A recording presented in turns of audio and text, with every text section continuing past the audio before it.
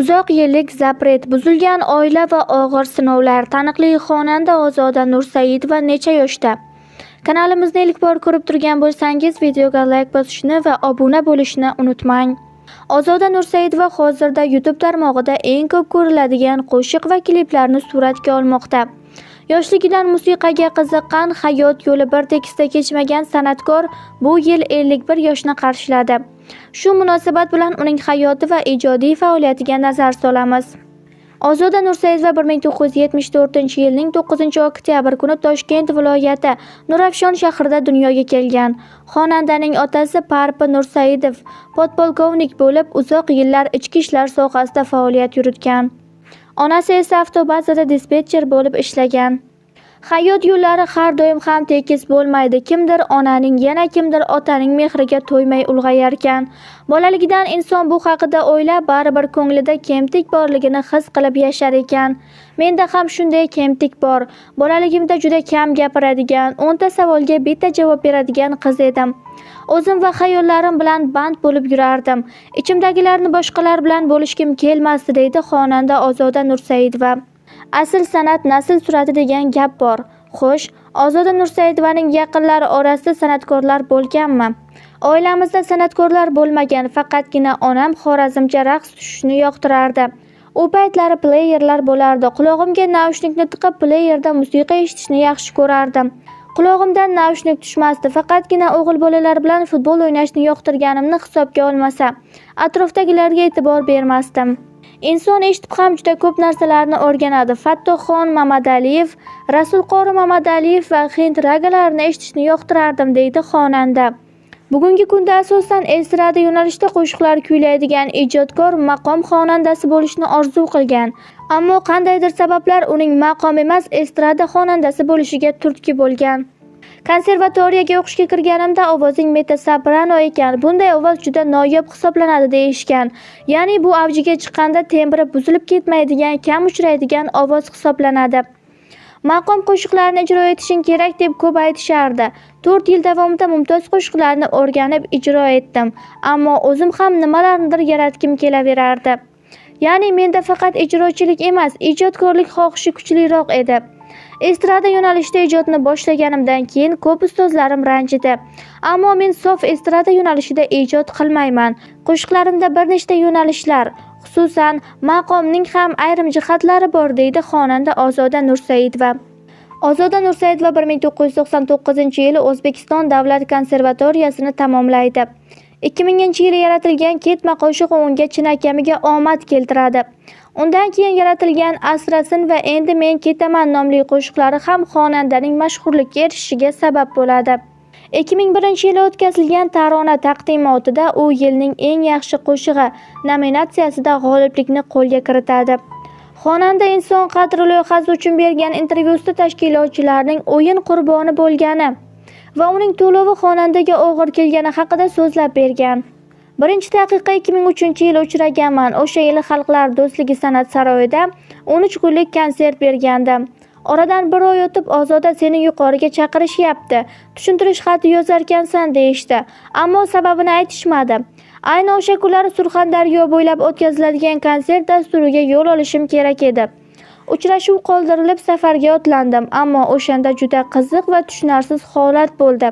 Tashkilotchilar o'yin qilishdi. Sho'rchi tumanidagi konsert a'lo darajada o'tdi, biroq bizga kelishilgan pulni berishgani yo'q. Biz Toshkentga qaytamiz deganimizda yo'q, Termizga ham boring, konsert boshlanmasidan avval 2 ta konsertning pulini beramiz deyishdi. Stadionda konsert tayyorgarliklari boshlangan, odamlar to'plangan, jamoamdagi yigitlar ham hozirlik ko'rishayotgandi. Stadion yonida tamaddixona bor ekan. Men o'sha yerga kelib tashkilotchilarni kuta boshladim. Afsuski, ular kelmadi. Pul berish tugul qo'ng'iroq ham qilishmadi. Keyin stadionda katta janjal bo'ldi. Keyin bilsam aslida konsert emas, ana shu janjal kerak ekan. Amallab Toshkentga qaytib keldim. Siz sabab Surxondaryoda katta janjal chiqdi deyishdi. Emishki men konsertga bormaganman va bundan xalq g'azablangan ekan. Ammo men o'sha yerda bir necha soat kutdim-ku, tashkilotchilar kelmadi degan gapimni hech kim eshitmadi, deydi xonanda Ozoda Nursaidova. Afsuski, xonanda ijodining eng gullagan vaqtida birdan sahnalarda ko'rinmay qoldi. Keyinchalik buning sababi ochiqlandi. Xonanda 13 yil mobaynida ijodiy taqiqlar sabab omma e'tiboridan chetda bo'lishga majbur bo'ldi. 13 yillik hayotim zapret bilan o'tdi. San'atkor uchun zapret degan tushuncha juda og'ir edi. Hamkasblarimiz ham biz bilan so'rashmay qo'ygan kunlar bo'lgandi. 2016-yilda ko'pchilik san'atkorlarning zapreti yechildi-da, meniki qolib ketdi. Men nimaga bunaqa deb o'ylardim. Keyin esimga tushdi. 2013-yilda men bir intervyu bergandim. Yakkasaroy tumanida turaman. Tuman hokimligidan odam keldi. Ozoda opa, uyingizni buzamiz deb buldozer olib keldi. Bu 2013-yildagi gaplar. Zapretda umidsizlikda siqilib yurgan paytlarim. O'shanda emotsiyalarga berilib intervyu berganman. 2016-yilda hamma zapretdan chiqib, men qolib ketganimga o'sha intervyu sabab bo'lsa kerak deb o'yladim, degan xonanda. Xonanda Ozoda Nursaidova uyda o'tirgan vaqtda mutasaddilar buldozer bilan uyini buzishga kelgani, bu holatdan so'ng stressga tushgani, 250-300 million so'm moddiy zarar ko'rgani, vahshiylarcha uyini buzishgani haqida gapirdi. Bu mavzu hayotimdagi eng og'ir damlarni eslatadigan og'riqli mavzulardan biri hisoblanadi. 2007-yilda bir korxonaning bo'sh yerini sotib olganman. To'g'riroq, uyimni qurgan kompaniya egalari menga shu taklifni bergan. Bozor narxida pulini to'lab shu yerni sotib oldim. 2,5 sotiq yer edi. Sotib olib hamma narsani hujjatlashtirdim. Oradan 6 yil o'tib 2013-yilda uyimda o'tirgan vaqtimda hokimiyatda ishlaydiganlar buldozer bilan keldi. Yer joy bilan bog'liq sud bo'lgan ekan, xabarim yo'q edi. Uyimga buldozer bilan kelib buzamiz deyishdi, ogohlantirishmadi. Uyingizni buzishimiz kerak, sud bo'lgan, prokuratura kadastrni bekor qilgan deyishdi. Bekor qilingani haqida xabarim yo'q edi. Birinchi ma'lumotni o'sha paytda oldim.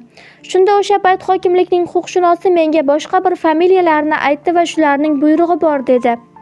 Suddan yoki hokimlikdan biror bir da'vogar menga bu haqda aytmagan, deydi xonanda. Zapretda bo'lish inson ruhiyatiga, shu bilan birga salomatligiga ham jiddiy ta'sir etadi. U stresslar sabab katta vazn to'plagani ham ko'plab muhokamalarga sabab bo'lgandi. Ammo 2015-yil ko'rinmay qolgan Ozoda Nursaidova yangi ko'rinish va o'zgacha stilda ko'rinish berdi. O'shanda u endi nafaqat xonanda, balki tadbirkorlik bilan ham shug'ullanayotganini ma'lum qilgandi. O'sha yillari Ozoda nomli parfyum ishlab chiqarishni boshlagandi. Ammo aktorlik biznesi uzoqqa borgani yo'q. O'z repertuarini bir qancha chet tilidagi qo'shiqlar bilan ham boyitgan xonanda Ozoda Nursaidova 4 ta tilda bemalol gaplashadi. Avvallari til o'rganishga qiziqishim kuchli edi. Ishtiyoq, qunt va harakatim sabab rus, ingliz, turk hamda fors tillarida tarjimonsiz gaplashadigan bo'ldim. Arab tilini esa qisman bilaman, lekin bu tilni ham puxta o'rganish maqsadim yo'q emas. Vaqt jihatdan muammo bo'lmaganda fransuz tilini o'rganardim, dedi Ozoda Nursaidova. Xonanda 2015-yilda sog'lig'idagi muammolar sabab ozishga jiddiy qaror qilgan. U intervyulardan birida shunday degandi: Turkiyada laparotomiya operatsiyasidan o'tib qaytdim. Anchadan beri qiynayotgan professional kasallik, murakkab qo'shiqlar kuylayotganda bosim qoringa tushadi. Bo'lgan qorin churrasini operatsiya qildirdim. Bunda oshqozonimning ham yarmini kesishga to'g'ri kelgan. Hozirda qat'iy parhez tufayli deyarli oddiy suv bilan kun o'tkazyapman. Bugungi xonanda bir necha yil oldingi Ozoda Nursaidovadan butunlay farq qiladi. Xonandaning tashqi ko'rinishi 8 yil ichida katta o'zgarishlarga uchragan. Ozoda Nursaidova hozirda sog'lom ovqatlanishga amal qiladi hamda fitnes bilan muntazam shug'ullanadi. Ozoda Nursaidova jurnalist Sardor Komilovga bergan intervyusida san'atdagi o'ziga nisbatan dushmanlik, onasining o'limidan keyin anglagan haqiqatlari haqida so'zlab berdi. Onamning o'limidan keyin o'zimni yo'qotib qo'ydim, lekin yana sahnaga chiqdim. Chunki onam bu kunlarni uzoq kutdi. Zapretdan chiqishimga rosa harakat qildi. Shuning uchun o'zimni qo'lga olishga majburman. Hozir menga hech narsaning qizig'i qolmadi. Ishonsangiz, kechasi uxlay olmayman. Ich-etimni yeb, o'zimni aybdor deb his qilaman. Sababi onamni men ko'p qaritdim. Mening tashvishlarim onamni kasal qildi. Chunki qanaqa narsalarni boshdan kechirdik. Show biznes harom narsa. Shunaqangi vijdonsiz va diyonatsiz insonlar bor. Men o'zimni aybdor his qilaman, chunki onam ham ko'rdi shu narsalarni. Ketma-ket zapretlar, yo'q narsaga tuhmatlar bo'ldi, deydi xonanda. Xonanda onasining so'nggi damlarida uning yonida bo'la olmagani armon bo'lib qolgani, shuningdek uning o'limida o'zini aybdor his etishi haqida ham to'xtalib o'tdi. Onamning mazasi bo'lmay qolganida Andijonda to'yda edim. Ular shaharda yashay olmasdilar, To'ytepada turardilar. O'shanda onamning mazasi yo'qligi haqida xabar keldi. Singlim Nilufar bilan jiyanim Abdulloh ketdi. Men esa yo'ldan kelganim uchun bormadim, chunki har kuni deyarli skoriy chaqirilardi. Ana shunaqa vaziyat bo'lsa kerak deb o'yladim. Onamni olib ketishayotganida infarkt olganlar. Shifokor kislorod ulayman deganda kislorod yo'qligi ma'lum bo'lgan. Butun Nurafshon shahridan kislorod baloni topilmagan. Bektemirdan topib olib kelishganda esa onam vafot etib bo'lgan. Ular ko'p asabiylashish ortidan qandli diabet orttirib olgandilar. Qon bosimlari ham oshib turardi. O'sha kuni qonlaridagi qand miqdori ham 21 ga chiqib ketgan ekan. Menga xabar keldi, keyin bordim. Armonim bor, ularning so'nggi damlarida yo'llarida bo'la olmadim. Meni deb kasal bo'ldilar, deydi xonanda Ozoda Nursaidova.